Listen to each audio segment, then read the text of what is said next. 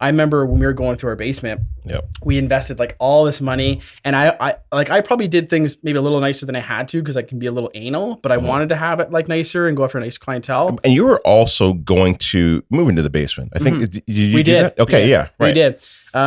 So we did the renovation. We moved into the basement because we had actually saved more money. But the issue we had, like we thought we were all done and we invested all this money. We're like, oh, this is great. We checked all the boxes and the inspector comes in and he's like, yeah, you're off by like 1/8. I think it was 1/8 or 1/16 of an inch for ceiling height.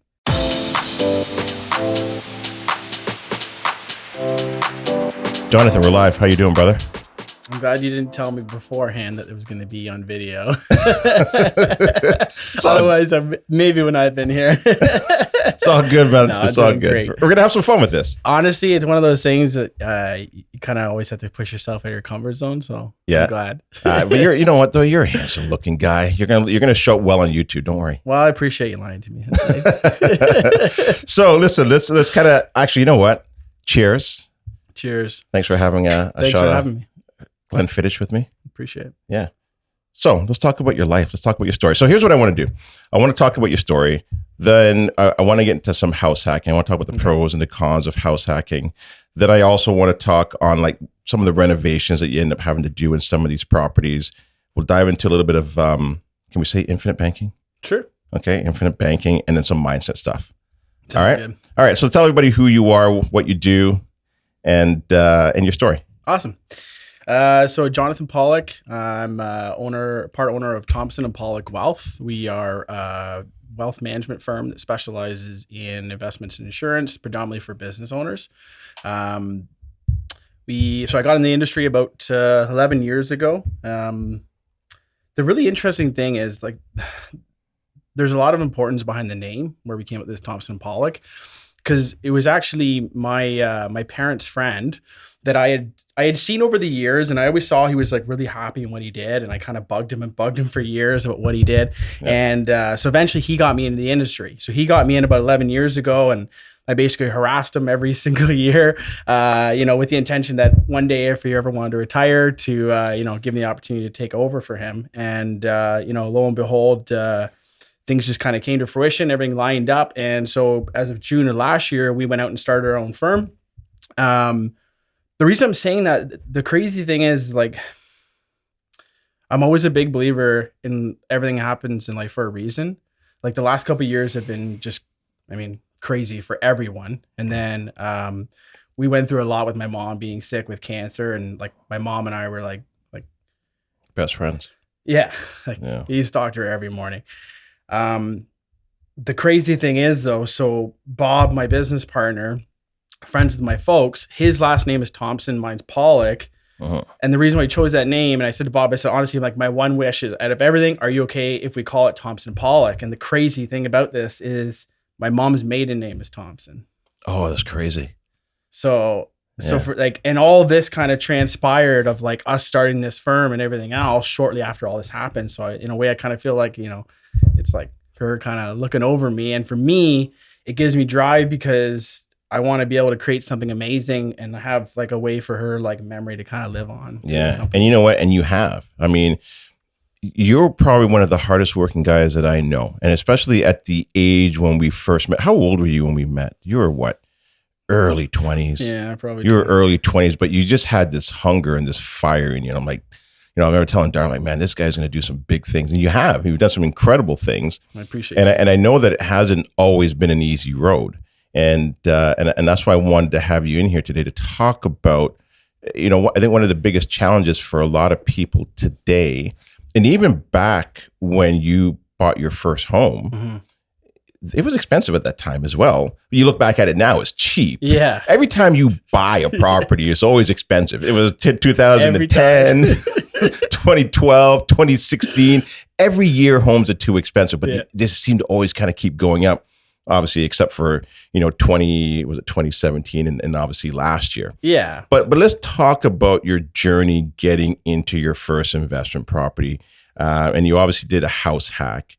And for people who are listening who may not know what a house hack is, let's kind of dive into that, mm-hmm. because there was obviously some things that went well, things that did not go well, how you overcame them. Let's really kind of break that story down. Yeah. First of all, I appreciate you saying that. I really do. Yeah, it's really interesting. I was always intrigued by real estate, and like being in finance, like I'm very true to my values in that it's all about balance, right? It's about building up different asset classes and everything else. And that's why I love real estate. And the thing was though, you learn a lot. Like it's all a learning experience. Like you have to kind of go through this, and you have to have these crazy moments where you're like, what the hell am I doing? Why am I doing this? Because those are all experiences. You have to take them the right way and learn from it. And like, I know even when I first started, we could barely even afford our house. Cause at that point I was investing everything I had into like growing this business and everything else. And like you said, it's like, I remember we bought our first place for 340 and 342. And I was thinking like, this is way too much. I don't want to spend this much. Was that what it was? It was 340. Yeah. So wild. And I remember I said the same thing about the second house. And this was in Oshawa. Yeah. This is in Oshawa. Yeah. Right. And what year was this? So that was in 2015. Okay. Yeah. And so like my wife was working, she has an amazing job. She's a nurse. So she has that stability. I was a business owner. So we kind of balanced well that way. Yeah.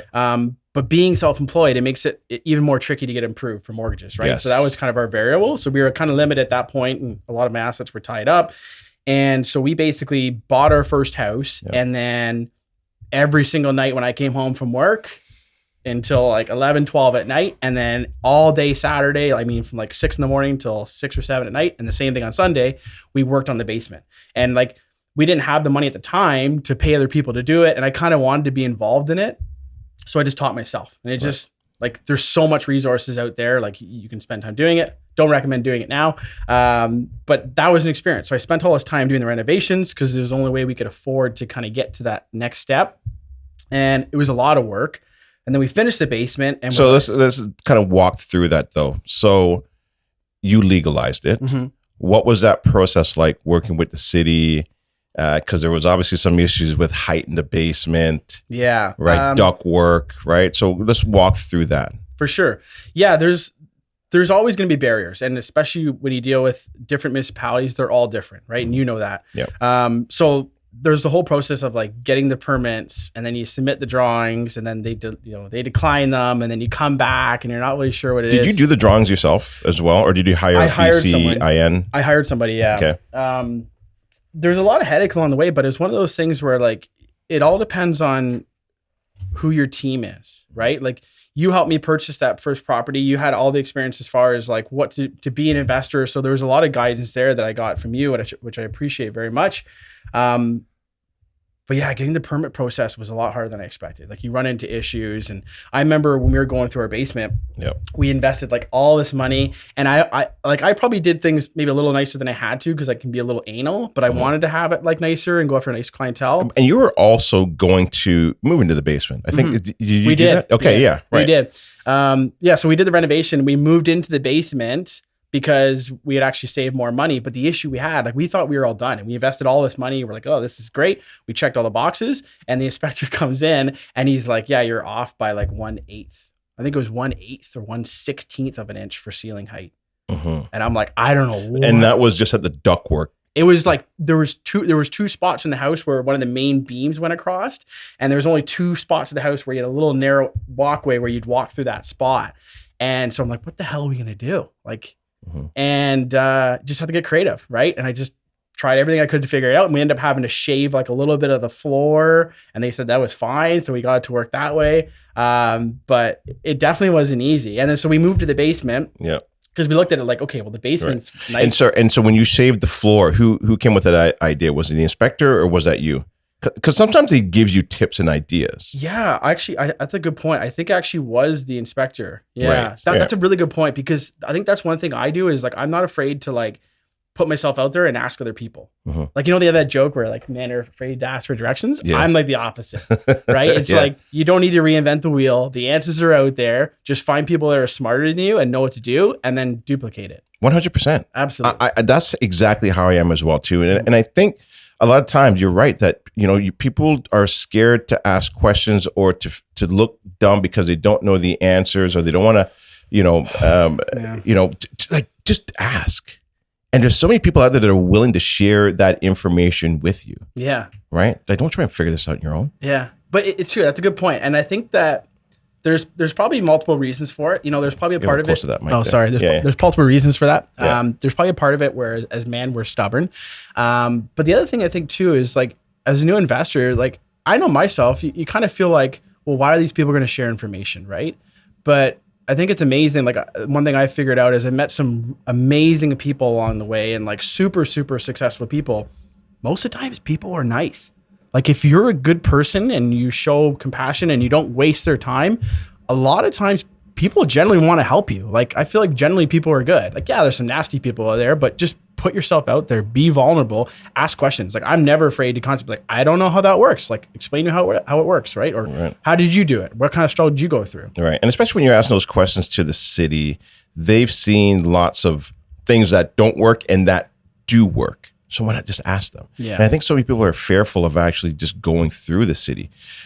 You know, just ask. You know, and a lot of times I've found, like even like now, like when we do a lot of the webinars, like we're bringing the city on because we want our investors to be doing this the legal way, especially when you're dealing with a family, and now you're dealing with somebody else's life. Just make sure it's legit. Why not? Like why cut the corners? I agree with you. And I see everything, right? Because the clients we deal with, all different scenarios. And, you know, you hear it a lot. People are like, oh, well, I didn't do it permits or I didn't do it this way because they're difficult to deal with. And I'm like, yeah, it can be a pain for sure. But there is a reason behind it. Like, I mean, you don't necessarily have to agree with all of it. But like you said, it's people's safety. And the other thing is, too, is like you have to look at like this is investment, right? You want to protect your investment. Make sure you do it properly. Spend the extra time. Do the homework. You know what I mean? And it pays off dividends in the long term. Because you don't like my biggest fear was, let's say I didn't do it correctly. And all of a sudden I have this property I think is amazing. And then 10 years down the road, I have some kind of issue or God forbid, some kind of, you know, a tenant gets injured or something. I don't want that headache, right? And I also don't want to put someone else in that position. Yeah, exactly. And the other thing as well, too, is that when it's legal, it adds at least another 10 to 15% on the value of your home, number one. Yeah. And number two, it also helps with financing when you're looking to purchase another property because now you can use both of those incomes. And I think a lot of people forget that piece. That was huge because that was advice that you gave me. I remember we had that conversation because I'm always trying to like weigh all my options. And I remember we were talking about that and you were like a big advocate, like, you know what, go through the process. Yeah, it's a little tedious and yeah, it can be a pain, but do the permits. And that was huge because I remember you said like, you were kind of like, oh, well, you know, at the time, you'll probably end up getting like $30,000, $40,000 more in value just for it being legal. And then sure enough, like as soon as I got that paper, it was literally like $50,000 more that it was worth. Yeah. Like, right. And that allowed you and helped you to be able to buy that second property. Absolutely. What were some of the other challenges that you faced? So you had the height in the basement. Yeah. What about outside? Were there any challenges there with the driveway? Because that's another issue as well, too, sometimes. Yeah, we had an issue with the driveway. So, and it's funny because like, I mean, me being a planner, like, you know, you try to map out every kind of option and look at every kind of variable.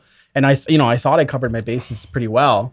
But no, we ended up having an issue where the driveway, they initially said that the parking would be fine. And then there was some kind of nuance where it wasn't. And so we ended up having to get creative. I had to like talk to neighbors and then I was talking to the city and I was looking at all my options and we ended up having to cut in like and extending the driveway, but we found a solution. Mm-hmm. I think at the end of the day is like, when I look back on it, it's like, and I believe this for anything is possible. You just have to want it bad enough and just don't give up. Yeah. Like every time you fail, it's not a no. It's just, wasn't the right answer right now, right? And people are listening right now probably saying, Gary, like you put this guy in this property with all these different issues. I think that the conversation was, yes, there's some tricky pieces here, but it'll work. No, because when we looked at it, like we did the analysis on it, it's just, you're never going to know everything. Right. Right? Because the house is, like, I look back at it now, I'm like, it's probably one of the best decisions we made. Like, I'm so happy we did all that. But you're going to have hiccups no matter what. Like, even with clients, I can plan all of these things and set up all these plans, but life is still going to throw you a curveball. The difference is, I think it comes down to all the time, is mentality. Right. Like, yeah. And now look at what you've added to your tool belt. New additional skills, right? On how to convert a single family into a 2-unit. Yeah. And you've got it an asset. And we knew that it wasn't going to be a home that you're going to stay in forever. Yeah. Right. And so then what happens next now? So is it 2019? Yeah, probably around there. I may be off a bit on my dates, but probably around there. And then we basically refinanced, pulled that money out, used that to buy another house. and then did the same thing. And we're just going to keep repeating that process. And that's why, like, I think, usually it's the hardest part is the first house. Yeah. Right. It's that first leap, right? And I know I even have this conversation with like younger clients a lot. And I'm like, don't shoot yourself in the foot by trying to wait to save up this like perfect down deposit, whatever it is, or this perfect house or whatever that idea you think of what that is. It's like, just get in. Because even if it's a house you don't like at all, just get into the market, because in regardless of what happens, if the market takes off or whatever, you still have that equity. You can still sell that house and then transition to the next one. But I've seen people where they're holding off on a house. Let's say they have $50,000 for a deposit, and they're like, oh, I want to save 100, or I want to have enough to get the 20%. And then all of a sudden they saved it. Amazing job. They saved for the next year and a half. They saved up like $50,000. I'm like, that's amazing.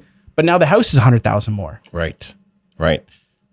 So and that market is outpacing what they can save. Yeah. And I think a lot of people miss that part. Huge. And they don't really understand inflation. And I think only for the first time, many people understood really what inflation was. Like for me, I understood it back in 2008. I'm not saying I'm any kind of a guru, but I did a very simple math to saying the raise I got at work the previous year was $1,000 based on the income that I was making. It worked out to like 1.3 something or 1.4%, and inflation was chugging away at 2%. Not much, but it was enough for me to know, oh, I get it. I cannot get ahead by having a job.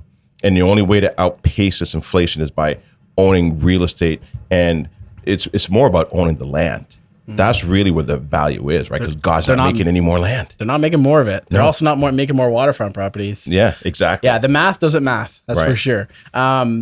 So then you reach out to me, we go and you're like, Gary, we need to go buy another property. This is not going to be our forever home. Yeah. Let's find another house hack. Yeah. So we did the same thing. We bought another bungalow, and kind of close because I wanted to have it easy enough to manage and everything else, the business and kids. And so we did that, did the same idea, and then we renovated. But this time, again, it's all learning experience. All those stuff I went through, as opposed to me being like angry, like, oh, this sucked and this happened. It's like, great, this is learning experience. I'm only better now coming into it.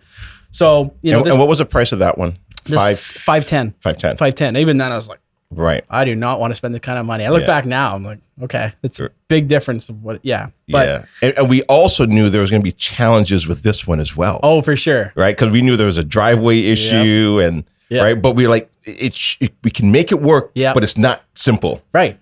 Right. I that's a really good point too, right? Like I think it comes down to anything. Anytime you do investment, you have to do your homework and do your due diligence, because I think that the people that get into trouble with real estate are ones that don't do their homework, right? They just think, oh, I'm gonna buy a property, it's passive, I'm gonna make all this money. Yeah, you can make tons of money. Absolutely. Not fully passive, but if you know that going into the right expectations and you have the right things in place, you can do very well, right? Yeah. The big thing is just surrounding yourself with the right people. Like I'm big on I don't pretend to be the smartest person in the world by any means. The difference is that I know what I'm good at, and then I find people that are the best at whatever I need done and hire them.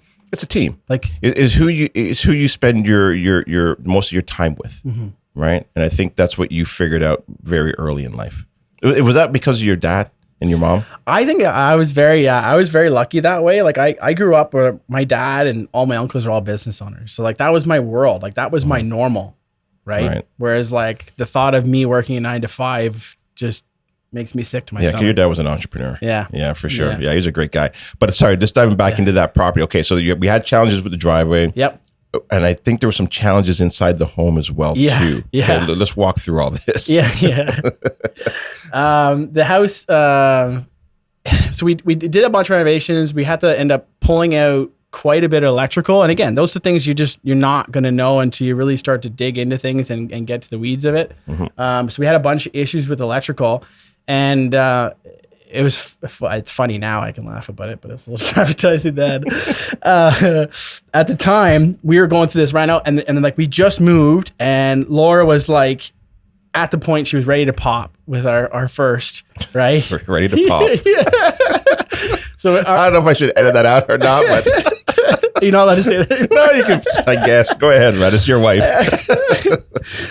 So like that's challenging enough already. She was still working full time at the hospital, and this is during COVID. So it's just craziness, everything. And we had hired this guy to come in and put an entrance in our house. And the guy's like, oh yeah, I can do it. No problem. This is what it's going to take. We're like, perfect. We're going to pay someone. We don't have to do the hassle. Guy comes in, and by like second day, like there was like barely anything done. And we're like, what's going on here? And then he ends up cutting the hole out before he finished actually cutting outside. And then basically took off the next day and never came back. So this is the middle of winter. This guy cuts a hole in our house in the basement, doesn't dig the hole properly. All of a sudden water starts pouring in. No way. Yeah. And so like, and Laura's managing her schedule and everything else and mine. And so we had to go out and like purchase a bunch of these sump pumps. And so I'm sticking sump pumps right outside of the hole, and I'm running it and hooking a hose up and having it go right to the sink. And I'm setting up multiple, and I have to set an alarm. So every 2 hours I have to wake up to check the sump pump so it doesn't freeze, and like warm it, put hot water over it just so the house didn't leak. And then literally the next week we had a leak at our first house, the first rental, at the same time. And we had to basically like tear out a bunch of the house. And, right. Yeah. So where are things right now then with the property that you're at? So everything's done. Now we're looking at, we're like finally looking at our family house now. Right. So we're just kind of. So now you've got 2 investment properties by using the house hack strategy. Yep. The first property, is it cash flowing? Very much so. Both of them Okay. will be. So right now we're only renting the first one, which is 2 units. So it's a duplex. Cash flowing very well. Like we try to really not to pull out a crazy amount out of it, because I want to save that to maybe in the future to buy another property. So that's cash flowing probably about $800 a month. Right. Which is great. Now, did you lock in? Yeah. Okay. And which is interesting because I've never locked in, because like statistically speaking, you come out better ahead doing variable, but this is the first time I've ever locked in both our mortgages. And we did that about like 7 months ago. So our timing was very good. Right. Yeah. Just because I anticipated this coming. Right. Yeah. And I remember us having that talk about it as well too, right? I always enjoyed our conversations. Me and too. our conversations always seem to be like when we're driving. Yeah, exactly. And I could go for like a year without talking to you, and then I'll just pick up the phone, and then we're caught on the phone for like an hour, like, okay, I gotta go. Yeah. Because we're always talking about, world affairs, what's happening, and interest rates, and Kenny's home keeps going the way they're going. Yeah. Right. All right. So you got 2 house hacks, which is awesome. And now you're looking for your dream home. Yeah. Are you looking to go further out east? What's kind of the game plan? Yeah. Like I know our next place would definitely be east a little bit, just because of like, I want to have property. That's kind of always been my dream. And we have offices in Oshawa and one in Belleville. So if I could kind of put ourselves, like if we could be in like Newcastle, Cobourg, it'd be perfect. And I want to have like at least 5 acres or so. Nice. Are you looking to do that sometime this year, next year? I'm not sure. I'm saving up right now. Like I think personally, I think the market's going to correct. I personally think we're going to have, I think the worst hasn't come yet. And not to be like a doom or gloom by any means. Well, you're a realist. Yeah. And I read a lot, and like I try to look at like every different perspective. And it looks a lot like a repeat of what happened in the 80s, where the government, printed all this money. People thought money was cheap, had over exuberance. All of a sudden the government's like, we screwed up. And all of a sudden they start lowering interest rates really quickly to try to fix their problem. The problem is too many people went out and spent money on stuff they shouldn't have and everything else, and racked up debt, and their payments are doubling, cost of living's more. So I think we're due for a reset. But the thing is, and I want to timestamp this. So we're about close to the end of May. So just so when we release this, people know when we're talking about this stuff. And I very well could be wrong. I mean, I don't have a glass ball. That's fine. Otherwise, we'd be having this in my office. A lot of times we're wrong, right? But we're throwing our opinions out and what we believe. But continue, because I think I know where you're going with it, and I think you're right. Yeah. So it's one of those things where, because I'll talk to clients and I'll kind of chuckle about it. And I've been telling my clients for the last 2 years that we're going to have a correction in the stock market for sure, right? And I thought real estate as well. And so other people are like, what are we going to do? And they panic. I'm like, no, if you actually look at people that are doing big things, people that are making lots of money, people that are building stuff, they look at it completely differently. Like for me, I'm kind of excited, not because I never want anything bad to happen to anyone else by any means, but I look at it from a standpoint of like opportunity. When this happens, these kind of market corrections, which are normal, it's like almost every 10 years the market corrects, we're just overdue because the government delayed it by printing money. So the market corrects, that's your biggest opportunity. When the market resets, it's like walking into a store when everything else is on clearance. So everyone else is panicking. You're like, what are you doing? Like, just buy as much as you can. and just sit and wait, and the market will pick back up. Right. Yeah. And look, you know what? I think the thing that you always have to keep in mind is, and I think this is what got a lot of people caught, is the short-term view, where you really should be looking at where are things going to be 10 years from now. So whether we're right or we're wrong in this conversation, if it's going to crash, it's going to come down, there's going to be a correction. You always have to look at that long-term view of where are things going to be down the road, because you don't make the wealth in real estate in that short gain. You get it in the purchase, yes, but you get it in that long-term play as well too. Yeah, and that's an excellent point. And then to further that, the big thing is that works both ways, because just because we're holding off right now because that's our strategy does not mean that's the right thing for everyone. So example of that is like, I'll see people that are like, oh, we don't want to buy a house right now. It's like, why? Well, because the market might crash. Okay, well, what's your situation? They're like, what do you mean? I'm like, if you're buying a family house and you find that house that you love and you can afford it, it means nothing if the market's going to crash next year. If you're going to own that house for 20 years, it literally means nothing. Right. I was listening to this podcast. You have to do it. Patrick Bet-David, and he had a guest on there, and they were talking about the home that he lives in Florida. And in the 1930s, that home was worth about $100,000. Today, that home is worth $42 million. And he's like, even in a strong country, the devaluing of the dollar, how it erodes your savings. And the worst place to keep your money is in the bank. And he's like, you have to deploy your money. Do not keep it in the bank. He was more of like a Bitcoin advocate, but really he was also saying, put it into some form of asset. Right? Because the way they're printing money, the way they're devaluing money, the way inflation is going, the last place you want to keep it is in the bank. And that's really been kind of my message for a lot of people, is like, don't save. Savers are losers. Unfortunately, yeah, I know it sounds bad, but that's the truth. And so if you're not deploying your money and putting into assets or something where you can outpace inflation, you're gonna lose. And that's the thing. It's very true. It drives me crazy how the banks don't explain that to people. Like when you set up a GIC, like they should have to explain, okay, we're gonna give you a great deal on a GIC. You're like, okay, this is great. So, she takes care of us because we've dealt with them forever. So you go to the bank and they all of a sudden they set you up like a GIC at 4%. They're like, oh, we're going to give you a great rate, 4%. If they actually explained that inflation is 7%, and that's a whole other thing. I also don't agree with the government. I think they're fudging the numbers personally, because there's different ways you can look at it. Fudging the numbers on inflation. Yeah. 100%. Of course they are, because they don't want it to look as bad. It's like a bull-faced lie. Of course, because if you show the true numbers, there's easy ways you can skew that number. You just be very selective in what numbers you use to come up with those figures. But to skew it is great for them because it kind of hides the fact that they screwed up their one job, which is to keep inflation in check. Sorry, I just totally lost my train of thought. I was going to go on a tangent there. Well, yeah, I think you were talking about the way that inflation, inflation, the way they lie, and thank you. So, like the numbers. If most people, because they don't really teach this in school, they're starting to now, which is great. But if they actually taught this in school, most people realize that if inflation's chugging at 7% and they're going to set you up an investment guaranteed at 4%, you literally just signed a contract that you're guaranteed to lose 3% per year. Not even factoring in tax. So it's a terrible idea. And where you think the best place to put your money is then? In real estate is obviously it depends one. on the person. Honestly, yeah.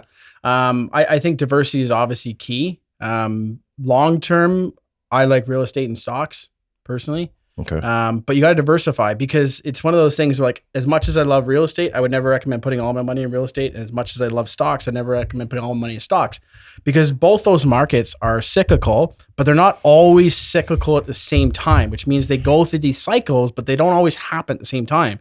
And I don't want to be in a position, because I always want to put myself in a position where I'm protected, but I also want to be in a position where I'm in a position of strength. So I want to have it so that when markets do have corrections, instead of panicking like everyone else, I have readily available funds that I can deploy it and take advantage of opportunities. So the reason I'm saying that, let's say I had 20 real estate investment portfolios. Amazing. The 20 properties, all of a sudden real estate's going through a downturn. You're like, wow, now's a great time to scoop up some properties. Well, you can't, because all your properties are down.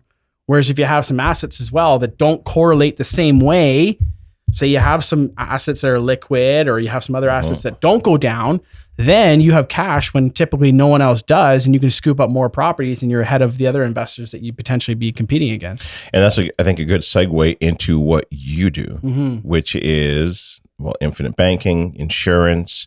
Let's dive into that, because that's obviously another way to invest your funds so that you're in a more of a liquid position Yep. to be able to take action when opportunity presents itself.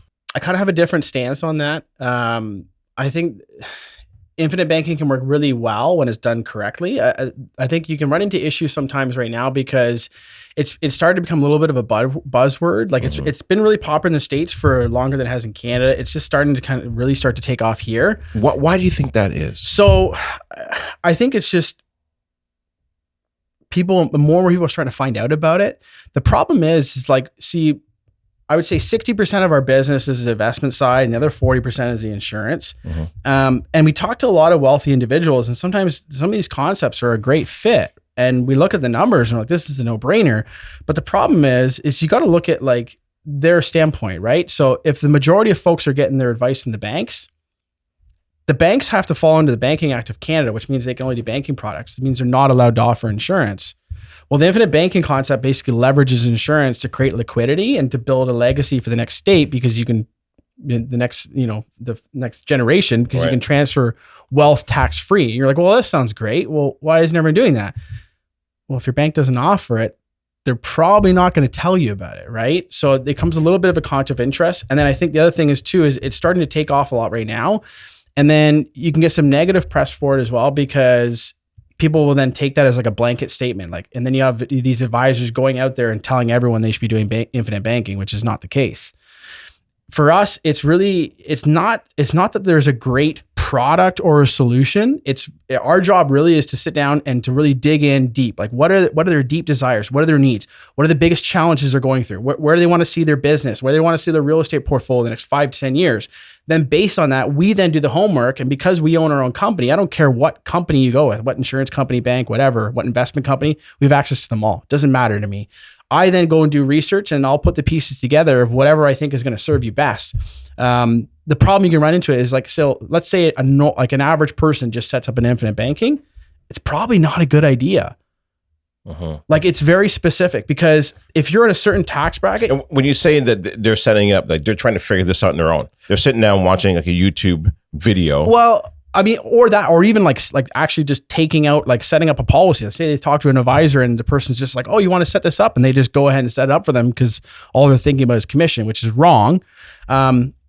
There has to be certain parameters. Like we go through a certain procedure to see if it's the right fit. Like it has to be a different like level of income. Like if you have somebody that's maybe in like kind of that low mid range, it might not make sense. Like you generally want to maximize things like RSPs and TFSAs first, because once you've done that and you're in that certain level where now you've kind of maxed out these options, it then becomes, okay, well, every dollar that I make is taxable, right? And like we're super fortunate in Canada. I think we live in one of the best countries, but one of the trade-off is we also pay some of the highest taxes, right?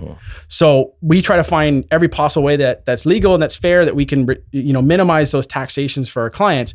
But it's important to kind of be at a certain income level and certain things first to really get the full benefit of it. Right. So you really need to sit down, take a look at your client's portfolio, what they're doing, what their goals are, and then say, this is how we strategize to get you to where you're trying to get to. Yeah. It's not just this is everybody take this. Yeah. Right. Yeah. It's catered. Exactly. Yeah. Like, so a lot of the big issues that we're solving and that we find that this actually works really well is we deal with a lot of folks that have businesses. Our specialty is business owners, especially businesses in the trades. It's just kind of the market that I've kind of over the years kind of really developed, because most of my friends and clients that I've known own big trade companies. Yep. But any kind of business, really, once you start making good money, you get to the point where you pay yourself a certain amount. So let's say you're paying yourself, $90,000. Let's say you're paying yourself $90,000, whatever the number is, and that is enough to carry your lifestyle. Once you've satisfied your income for your lifestyle, your alternative is, well, I have the money in the corp, and then if I start pulling out more money, I'm just going to pay tax, and no one really wants to give half the money to the government. So the idea is that we can use it to keep the money in the corp, you pay a lower tax rate, and then we can actually set up it's a very specific way, these insurance contracts that we can build the money up inside of there. The reason why you would do that is because the money grows shelter from taxation, because life insurance isn't taxable. The big thing that it really solves for real estate investors is liquidity. Because there's actually two really big things: the liquidity and the estate issue. And now, is this helping most investors that have properties in corporations or even in their own personal name? It can work both ways. Okay. It works even better for corporations, but I will preface that by saying, don't also be one of those investors that right away thinks that you just need to put your investment properties in your corp. It doesn't always make sense. It can make a lot of sense in the right situations, but again, I think a lot of people see that, I'm gonna all my properties in my corp. Yeah, there's benefits for certain people, but it's not the right thing for everyone. Uh-huh. So you can do that concept either personally or you can have it through the corp. I generally find it works better through a corp because there's more tax advantages and there's more ways we can customize it. And you can also separate your liability and create some privacy for your family, which is really important as well.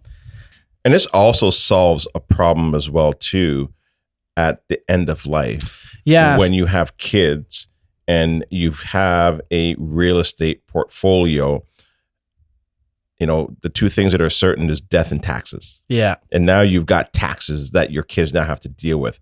This helps your kids. Yeah. So what I'll say, sorry, I can talk forever, so I get kind of bad. I can kind of get off track a little bit. You got all kinds of stuff going on in that brain. I'm excited about this. So the first thing, is liquidity. So the first thing is liquidity. So it allows you to build up equity. Cause I know even for myself, it's I constantly want to buy more properties, but you get to the point where it can get trickier and trickier. And then you don't also, you want to have more control of your money, right? Where this allows you to basically build up money.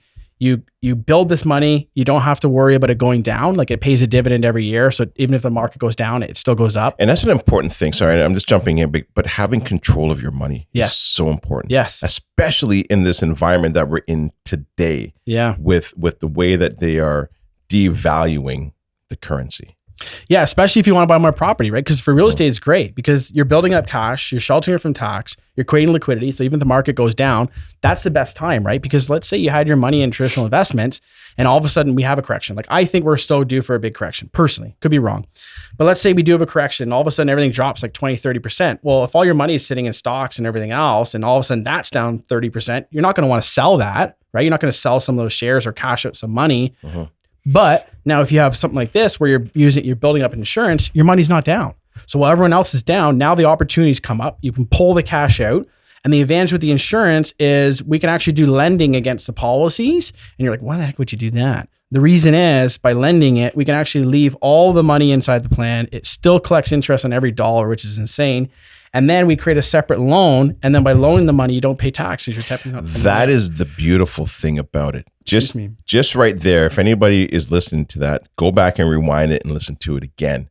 Because essentially what you're saying is you're able to loan the money to yourself. Mm-hmm. The money stays in the account. It continues to stay invested while you are now leveraging it to then invest in something else. Yeah. It's almost like a double dipping. It's insane. You're making interest on every dollar, even though you're actually having access to that money. I always like to use simple analogies, right? Because I like to take things that are complex because I love reading. I probably read 2-3 hours a night just on everything, just constantly trying to learn. But I try to take this and make it as simple as possible. And I kind of use the analogy. It's look at real estate. I don't care how much money you have. You know what I mean? You look at these real estate tycoons, even Trump, you think he's going out and buying properties with cash? Oh, why would you use someone else's money? 100%. And leverage. It's called leverage. It's called OPM. Exactly. So you can do the exact same thing with that. And then to take it even further, we can actually even do that even further with that. So we have some clients that can take out these policies inside their corporations and we can actually loan back the premium, 90% of the premium. So you could because the other point you hit on was the estate part, right? Because you're well, this is great. You see, you built this amazing real estate portfolio. I want to pass it on to my kids and everything else. But again, we were talking about before is taxation. Well, what do you do about tax? And what happens with that? So say you buy a property for $300,000, right? And then when I pass away, it's worth $1 million. You got to pay tax on the gain, right? So they take the $1 million that you sold it for when you die, because they consider just sold it, right? You disposed of it, minus the price you paid. You got to pay tax on that amount. Well, we see it a lot where, let's say you built up 15, 20 properties or more in this portfolio. Amazing. But now what's going to happen when you want to pass it to your kids? Only your house and your tax-free savings account and your life insurance will go over to the next generation tax-free. Everything else is taxable. So we've seen it where all of a sudden you get in this position where now you have to sell like 3-4 of these properties just to pay the tax. So the other ones transition.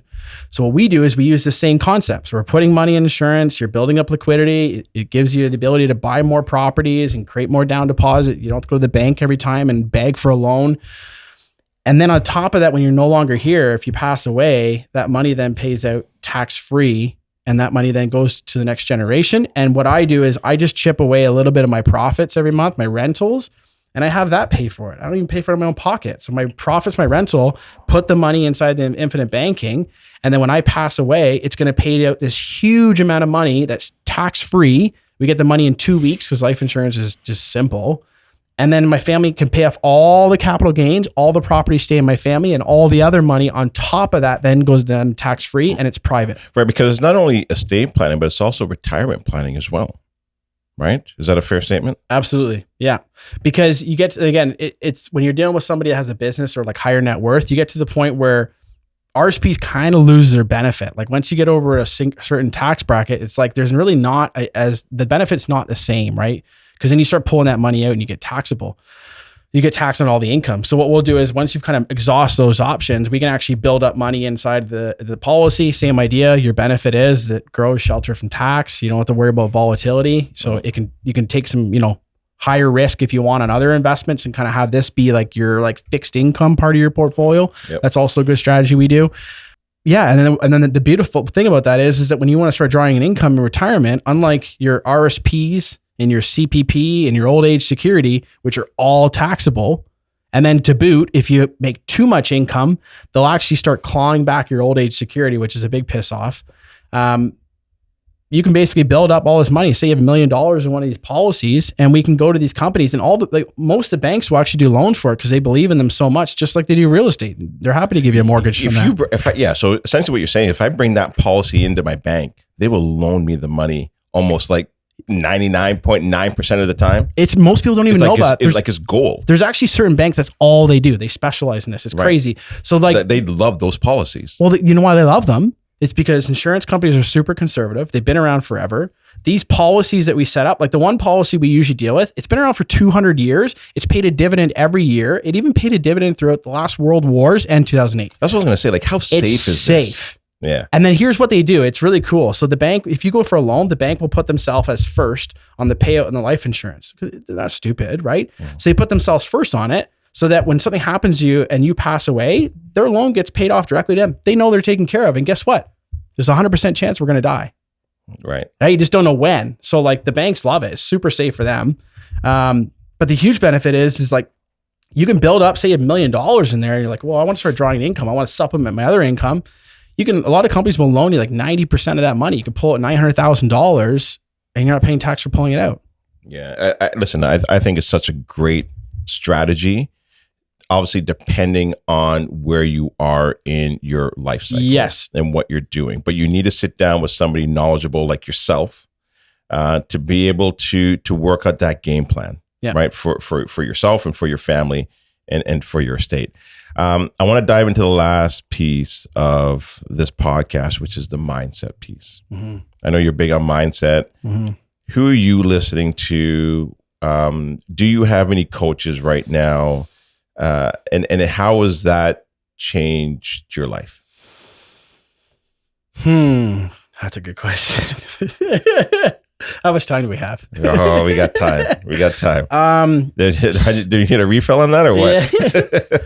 Super, super, super important. It's kind of interesting. I because we deal with so many business owners, I think a part of the service that we do indirectly and just as a byproduct is kind of like coaching. Like we kind of coach some of our business owner clients. Mm-hmm. And I know I kind of chuckle when I see some, business owners first getting into entrepreneurship. And I kind of joke, it's like, and this isn't to be sensitive to people that suffer with this, but it's like, I kind of joke that, owning a business is kind of like, kind of like being bipolar. Like, it's a mental struggle every single day. You have some days you're like, this is the best thing in the world. I couldn't imagine doing something else. And then other days you're like, screw this. I'm done. Why the hell am I doing this? Right? Because it's so true. You know what? I literally went to bed last night and like, why am I doing what I'm doing? Why am I putting all this pressure? I could literally stop. Yeah, we're crazy. And then I wake up, I'm like, oh, I love it. Yeah. I love this. You know who said it? It's Tony Robbins. I'm reading no, it's not Tony Robbins, sorry. It's I'm gonna butcher it right now.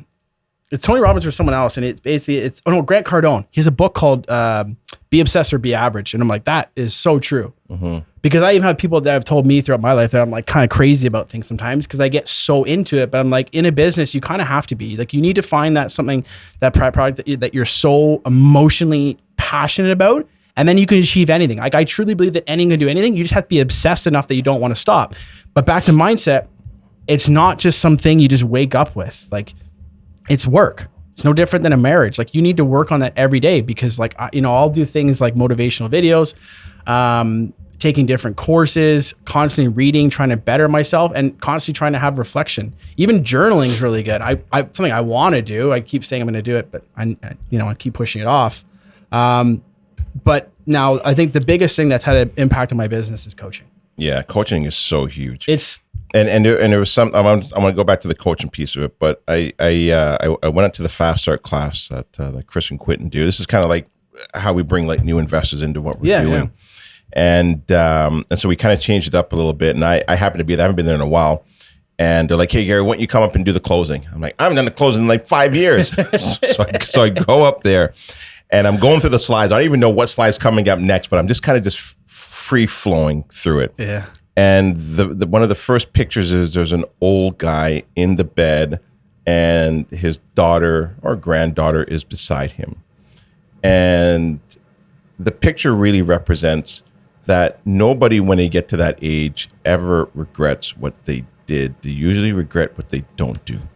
Yeah. And I think this is where you're going with the obsession piece and like putting everything on the table and trying things and being okay with failing and making mistakes and tripping up. And that's one of the reasons why I love doing this podcast, because this has been such an incredible experience of just being able to express ideas, sit down, at a table across from somebody who I respect or look up to share their story as well too, and that's what you're doing here is sharing your story, sharing your ideas, and you're not perfect. Mm-hmm. Nobody's perfect in this journey, and you make a shitload of mistakes. I'm very good at making mistakes. Yeah, so am I. I'm just stubborn. Would you say that you've become more successful with more mistakes you make? Oh yeah, the better you get at putting your ego aside and just learning that it's just constant chaos, and you have to just shrug it off. It's just mental toughness constantly. So like I'm paying this coach right now, and this guy is insane. Like, he was actually trained through Bob Proctor, who was then trained through I'm gonna kibosh his name. I'm on baby brain right now, no sleep because of kids. But his one thing he said, he's like, don't wish life was easier, be better. I wish you were better. Yeah. Yeah. Like, yeah. it's like, I think also Jim Rohn said that as well too. Now I don't know who the originator is. Don't wish it was easier, wish you were better. Yeah. Yeah. So yeah, like with coaching, it's weird because I remember that I actually hired my first coach. When did I think that was probably like 6 years ago. And I remember when I hired him, I paid him like $7,000, and it scared the shit out of me. Yeah. Like, I remember even like, I was nervous to talk to my wife about it. I remember approaching her, and she's probably like thinking like, would you do it again? Oh, so I'll get to that. So I did the 7,000, and I was like, this is crazy. I don't know what I'm doing. And sure enough, I made all my money back plus profit, and I gained a lot of insight from it. So then he offered another course, the same guy, and I did another course for him. And this time it was like 14,000. Mm-hmm. And I'm like, this is insane. Like, I don't know, like, I'm nervous, pit to my stomach. And again, sure enough, it paid off. And now I'm doing this mastermind where it's more of like an intimate setting. He basically picked like 4 people out of our group. There's like 500 people in our group, and we meet one-on-one every single week. And I'm paying this like ridiculous amount of money. My wife thinks I'm insane. Probably am, but it's insane. I've almost never put money into coaching and not made money back. Like, it's to the point where like you do your research, right? You check out all the particulars and see if it's the right fit for you, and you check out their credentials and everything else. But I mean, I always go into it scared, and I always come out like, damn, I know. I wish I did that sooner. Coaching is so important. I remember I almost didn't do it. And the reason was because I had talked to a friend and like, why would you spend $1,000 a month to do coaching? And I was like, yeah, I know. Why would I? I can just Google it. I can go on YouTube. And I'm telling you, and so thankfully I did. Mm-hmm. And to this day, I still pay. Yeah. We pay over $1,000 a month on coaching. And I'm telling you, it's the best thing because it allows me to grow. It allows me to ask silly questions. It allows me to bounce ideas off of somebody who is where I want to be or has done things that I'm trying to do. It's so important to do it. And I implore anybody who's thinking about getting coaching, listen, I get it. I know it's expensive, mm-hmm. but it's the best thing you can do. It's too expensive not to. Yes. You know, there's another saying. You think it's expensive to hire a professional? Wait till you hire a non-professional. Yeah. Or a cleanup crew. Right. Yeah. Yeah. Right. Like why try and figure this shit out on your own? Mm-hmm. Right. What would you say is your superpower? I don't think I'm, and I'm stealing this from Will Smith because he's my idol. I don't think I'm particularly good at anything. I'm ruthless with my execution. And I believe that. Like, I honestly believe that anyone can do anything. Like, it all comes down to mindset. Like, if you don't stop, you will figure out a way to solve the problem. You just have to keep pushing. I love that. I'm ruthless in my execution. I never heard that one before. That's brilliant. You just don't stop. Mm-hmm. Yeah, I've always been that way. You're like a pit bull. Oh, I'm weird. Like and everything. Like I even like writing. Like I hated writing growing up in school. I hated it. Mm-hmm. English was my worst course. I always dreaded it. And I remember the opportunity came up, and I was with a couple other business owners, and they were talking about writing this book, and I was like, "Yeah, that sounds terrible. Let's do it." Yeah, let's do it. That's so wild because I hated writing too. I hate it. And I forced myself to write a book, and I forced myself to blog every week. I hated writing, and Dar used to hate editing my writing. Yeah. She used to edit all my writing. She was like, I don't know what the hell you're drinking at like 11 o'clock at night, but Jesus, this is brutal. Oh, and I don't know what it is. Like, I'm comfortable. I love talking to people. I love people. I feed off that. I love this. I love engaging, learning about their stories. When it comes to writing, it's like my daughter stepped in and just, actually, it's better than probably what I would do. Yeah. But yeah. What's the best and worst day of your life? We'll start off with, let's start off with the worst. The worst was definitely all the stuff with my mom. Mm-hmm. Yeah, it's been really hard, and but again, it goes back. I just always try to see the positive. It goes back to everything happens for a reason. This instance, it was really hard. It took me a long time to figure out what that positive was or what that reason was. But I think it brought me to a point where like I got to a really bad like down point. Like I was really struggling, like super close with my mom, and because of that, though, it pushed me to rebuild even harder. So when I came back out of that funk and I hired this coach, I even like, this is like my first drink in 3 months. So I even challenged myself and stopped drinking for 3 months to do all this stuff. And now I feel like I'm on this path to greatly improve my life, even better than I was before, by taking something bad and making a positive out of it. So like that was definitely my worst. My best was definitely when my daughter was born. I remember just bawling my eyes out. Yeah, I couldn't believe it. Couldn't believe it. It blows me away too. Even like I remember like bringing her home and looking at her. I'm like, she's like this like little burrito, and now it's like this little toddler running around telling me no. Yeah. you know what the incredible thing with life and death is that I'm sure you see pieces and bits of your mother in your daughter. Oh, so even though she's gone, she still lives on. Mm-hmm. You know, it's an incredible thing. Well, I feel like honestly, like, I honestly feel like she's looking out for me because like I was in that spot and I was really struggling. And it's not like me. Like I said, like I'm normally like super motivated, like just constant grind all the time, mm-hmm. and it derailed me, and it took me a long time to get back to myself. And I remember, all of a sudden, when I got that call, I had a weird feeling, and I got that call, and that was when Bob and I started having that discussion about us starting our own firm. I remember looking up and chuckling. I'm like, Mom, you knew. right? Like she just knew. Like I was always that person that I would need like a goal or something to like work on, and that's what like reinvigorated me to like step out of that like funk that I was in, right? Yeah. Johnathan, I've enjoyed this conversation. It's been fun. I've gotten to learn a little bit more about you every single time we sit down and have a conversation, and I'm glad that you were able to share your story with my listeners, because I think you have a very intriguing story. You've done a lot. I love your personality. I love what you've built, and you're a good family man, and I enjoyed having a scotch with you. Thank you. And I apologize for being the one to break your 3 months fasting of alcohol, but of course it had to be me to do it. Yeah, it is May 2 weekend. That's true. We are coming up with it. So, any last piece of advice, words of wisdom that you can share? Yeah. I think the biggest thing that I wish I knew earlier was stop trying to do it all yourself. Like I know I was really bad with that because I'm so stubborn, a little bit of a control freak, and that's an understatement. Stop trying to do it yourself. And the people that really build great things, they realize that early on, and they surround themselves with people that are doing what they want to do. People that are better than you, people who are smarter than you. Put your ego aside, surround yourself with them, entrench yourself in them. Try to find ways that you can help them. Try to find ways that you can soak up as much knowledge as you can. That will catapult your life completely. And like, it's hard too, because I remember even when I went through that transition, you kind of cut out certain like friend groups and stuff like that. But once I changed my mentality and started to surround myself with successful people like yourself and other mentors and stuff that I have, your life changes because you come entrenched in that, and your mentality and your outlook on life and even different little nuances change.